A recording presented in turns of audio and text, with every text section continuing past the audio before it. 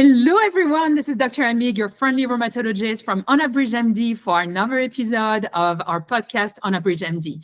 Today, I have the pleasure of interviewing one of my colleagues and very good friend from Seattle, Dr. Dada. She's also a rheumatologist like me, and she has a very, very big and thriving practice in Seattle. Dr. Dada, thank you so much for being on the show. I'm so excited. We're going to talk about gout. Do you want maybe to introduce yourself a little bit more? Yeah, I would totally love to. Thank you, Dr. Amigues, for having me on Unabridged MD. I am ecstatic to be here. I am Arinola Dada. I've been a rheumatologist for the last 20 years. I totally love my practice. We take care of people with autoimmune diseases, gout, rheumatoid arthritis, ankylosing spondylitis. We have a YouTube channel called Healthy Joints, Healthy Lifestyle, where we try to basically talk to patients and kind of help people to understand their autoimmune conditions or arthritic conditions a little more. So we help people with joint pain become pain-free, and people with autoimmune disease get their immune system back on track. Thank you for having me. Wonderful, excellent. So let's jump right in. Can you tell us a little bit, what is gout? Okay, so gout is a condition where the body is not able to process the breakdown products of protein, right? So protein gets broken down and eventually forms this uric acid. And when it forms uric acid, the body, for some people, they're not able to clear it as well as others. And so men are less likely to be able to clear it than women. If you're overweight, you may have more trouble clearing it. If your kidneys aren't working as well, you may have trouble clearing it. And so these crystals, they really don't dissolve, and sometimes they lodge in joints. The typical joint he really likes is the first toe because it's nice, it's cold, and the crystals really like to settle in such joints. And so when they do, the body doesn't really like them in there. And so the body sends its soldiers, the white blood cells. It sends its soldiers there, and they try to swallow it up, but they can't. And so every time you have a gout attack, it's really because your white cells are going in there. They're trying to engulf these crystals and get it away. They're trying to help, but unfortunately, it's fruitless. And so each time they try to engulf, it causes this firestorm. And people feel like they got smashed by a hammer on their foot, and that is gout. Very, very well explained. I love it. Fighting. So how do we diagnose gout? Because like there can be so many different type of pain. What's the recommended diagnosis for gout right now? Okay. So, so the first thing would be your doctor will probably draw blood. Although funny, there are some kits now where you can actually test yourself. But usually people will test themselves and find that their uric acid level in their blood is high, which does not mean you have gout, but potentially suggests that you're at risk for gout. So your doctor will probably start with that. And then your doctor will listen to your history and examine you and kind of figure out, well, how many joints do you have that are involved? Some people have lumps. Sometimes it's on their elbows, on their knees, on their toes, which is like lumps of gout. And your doctor can look at that and see. And sometimes, it's based on your history. You feel like, I'm fine. I get this attack. Feels like somebody smashed my toe with a hammer. And then I feel fine after a few days or a few weeks. And then it comes back. Right? So that history of that acute intermittent symptom is something that kind of your doctor's ears will kind of perk up. And then x-rays are helpful. And sometimes your doctors may do ultrasounds or even just further imaging. They're actually very sophisticated imaging now called a dual energy CT scan, which is just a sophisticated CT scan that can differentiate between gout and other kinds of crystals. So lots of ways for your doctor to run tests to try to figure out if you have gout. I haven't done as many like taking fluid out of the joint, especially the toe in recent times. So painful. Nobody loves that. When I come to you with your toe is already painful and I come with a needle, you're not loving me one bit. But sometimes larger joints like the knees, I would take the fluid out and we can look under the microscope and then we can identify uric acid and pretty much confirm gout. That's really cool. There is a question that I get very often. A patient will come and they'll have like a lot of joint pain and it looks like gout with the first toe involved and then, a big knee. And they're like, yeah, but the uric acid that was drawn during my attack in the ER was normal. Yeah, so very common, right? Say about 20% of the time, during an attack, you find that the uric acid level is low, right? And so people are falsely reassured that, oh, it's not gout because my uric acid level was low. And so for those people, you want to recheck it when they're not having an attack. And that's when you really kind of be like, your uric acid level is actually higher than we thought, right? Okay, that's really cool. Yeah, thank you. But that's very common. Yeah, I get that too. The other question is about the treatment, because a lot of patients are like, yeah, I tried this medication. It actually made my gout worse. And you and I know exactly which medication you're talking about, right? So talk to us about treatment. For gout I like to think about the treatment for gout as the acute problem. There is pain, get rid of the pain, right? So, there's conservative things you can do at that point when we're just thinking about getting rid of pain. You elevate the food, keep yourself hydrated, anti-inflammatory medications are options. For my reasons, usually by the time patient sees me, they've taken so many anti-inflammatory medications that I typically tend to veer away from that. But yes, NSAIDs and indomethacin, those kind of things, naproxen are options, but they've used it so many times that they're at risk for damaging their kidneys. So I typically stay away from that. And the other thing that I typically do is steroids. So whether it's pills of steroids or shots of steroids, and then there's a medication called colchicine. Way back in the day, right, you'd say take as many colchicines as you can tolerate by the time you have diarrhea. We don't do that anymore. And there's nothing worse than having diarrhea and a swollen foot. How do you get there? Right? So we try not to give so much colchicine anymore. I just use it like, maybe 2 pills on day 1, and then, if you can tolerate it, but I tend not to give as many as that. So that's typically the acute, I'm here, I'm in pain, solve my problem, right? And then there is kind of the more, okay, the pain has resolved.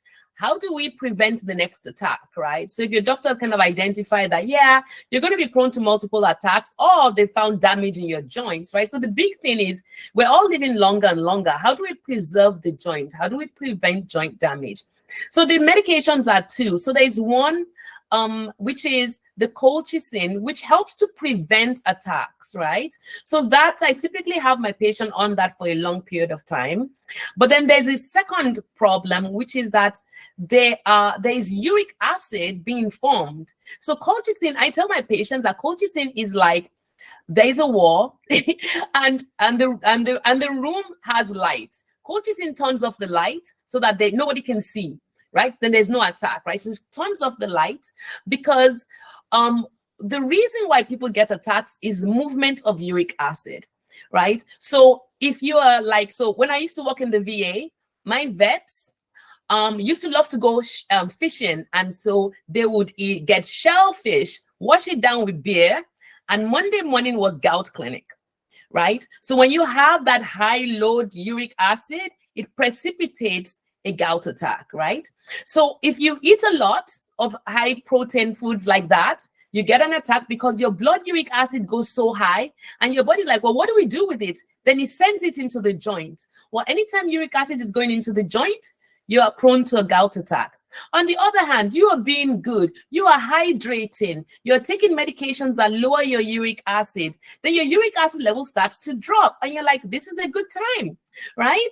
Unfortunately, when your uric acid levels drop and it drops really low, well, the uric acid you have in the joint is like, oh, well, maybe we can get out into your bloodstream. So uric acid goes into your bloodstream. And you know what happens? You get an attack because your body says, why is uric acid moving up and down? So it sends its white blood cells to engulf the uric acid crystals, and that triggers your body's immune system, and it just causes this massive inflammation like a fire, right? So colchicine helps to put out the fire, prevents your white cells from even identifying that there are crystals going on, while your body gradually gets rid of the uric acid. So there are 2 medications: the medication that prevents the attack, like the colchicine, and then there's a medication that stops you from making any more uric acid so that the ones you have can gradually dissolve out. So those are kind of the 2-pronged approach.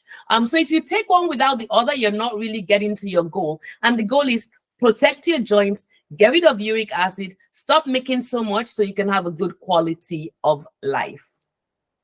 All right, awesome.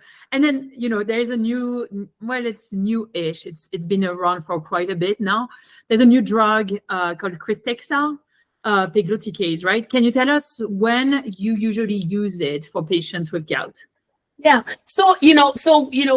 The typical way to start off is, the medications, the other medications that stop production of uric acid, they're both pills.